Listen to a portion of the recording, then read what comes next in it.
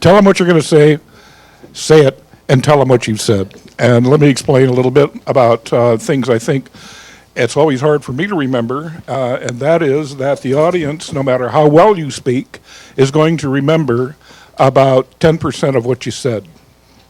And that's it. What was my main point this morning? What did I say? If you're going to take one thing away from what I talked this morning, what's that? Show up and speak up, right? Now, I said a whole lot more than that, but hopefully that's what you'll remember.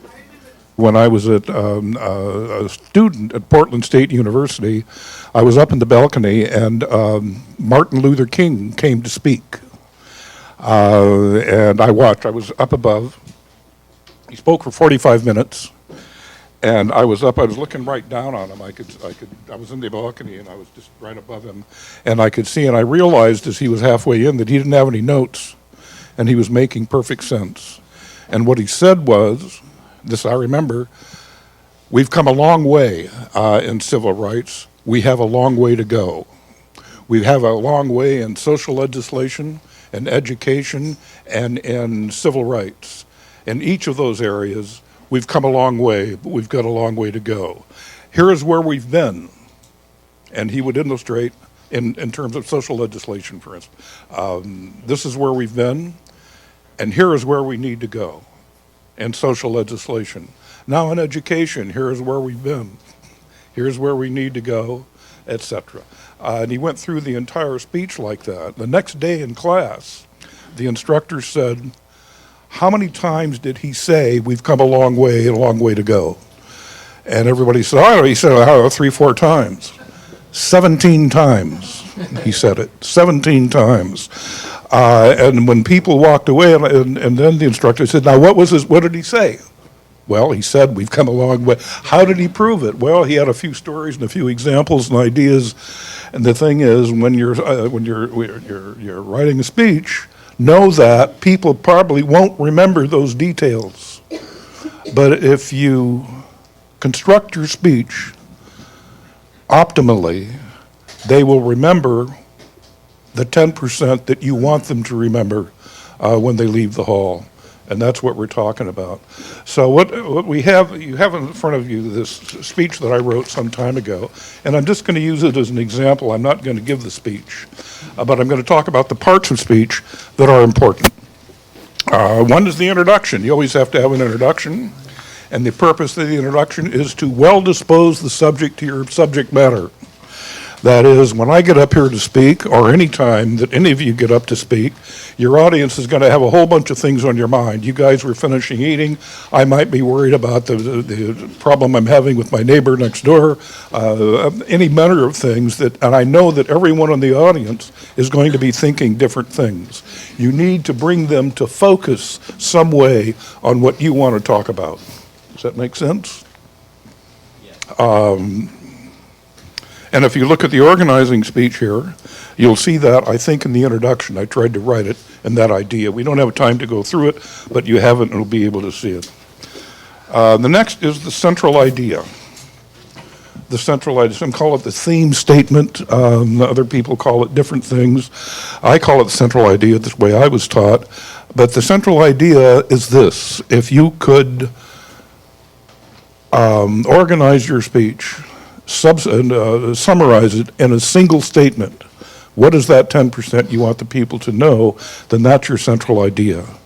That becomes then the standard against which everything else in your speech should be tailored to demonstrate, to prove, or enhance. Does that make sense?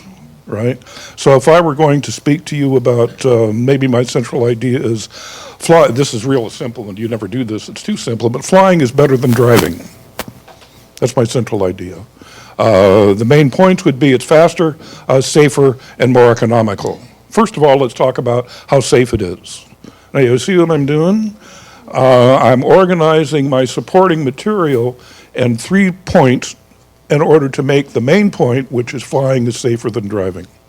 So now I might be able to talk about what fun I had on a flight to Florida one year, but that wouldn't really indicate anything about my central idea. Does that make sense? That's your standard. Ask if something's when you're writing your speech and you have ideas to say. Ask yourself, how does this support, enhance, or whatever the 10% that I want to get across to this audience? Central idea. That's your guide. Amplification. Let them know what you mean by that central idea. And here I said something, the facts are in. 34 nations in the industrialized world provide health care for all of its people from cradle to grave, etc. And all of this is to back up what I'm talking about. Is universal care will provide better care for more people for less money. That's my central idea. More care, better care for more people for less money. That's what I want you to, if I may give this speech to a group, that's what I want the group to go home with. More care, better care for more people for less money. Now, there's a whole lot of things we could say after that, and I call that the main points and the forms of support. The main points you already heard. First of all, it will provide better care for more people, and I give a series of examples about that. So we can see it provides better care. What about for more people? And then I have some ideas about that and how that's supported. And you can see as you go through this, what I wrote here, how each of those points serves to amplify, support, enhance the central idea. Is that making any sense? The problem is cutting it down.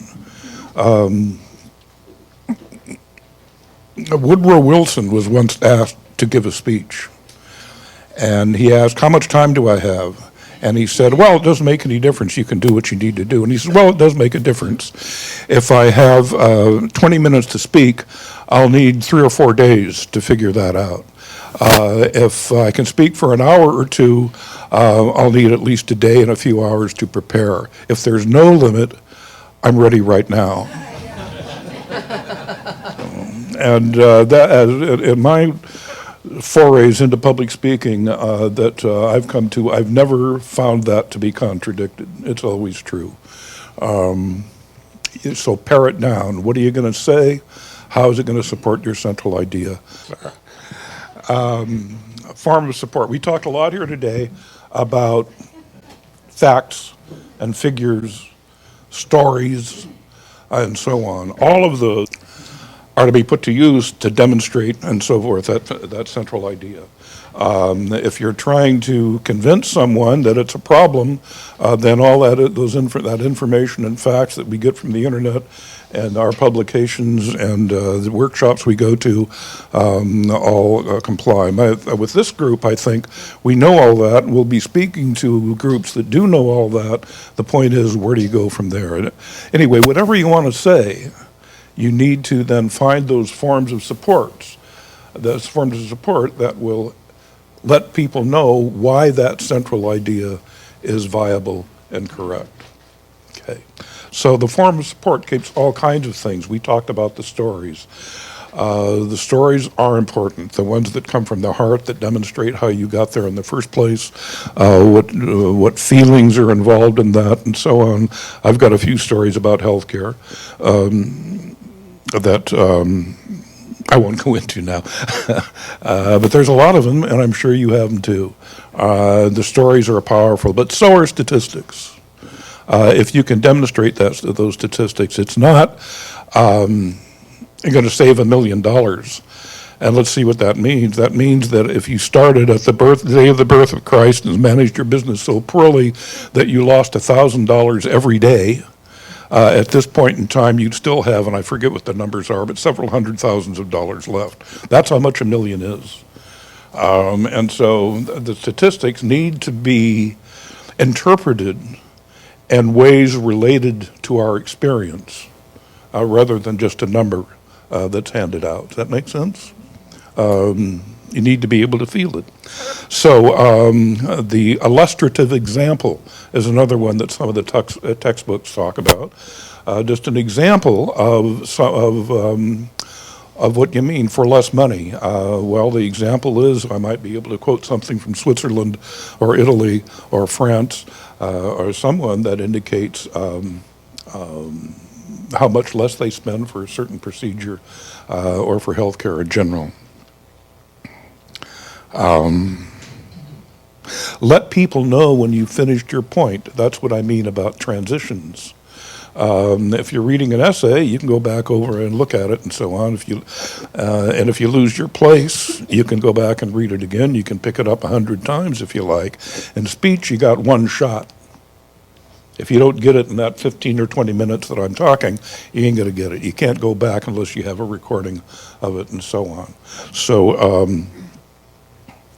and it's the transition then to let people know when you've finished one point and you're ready to go to the next. Have you ever listened to a speech where you realize that you're hearing what he's saying now, but how does that relate to what he was saying 5 minutes ago? Does that happen? Right?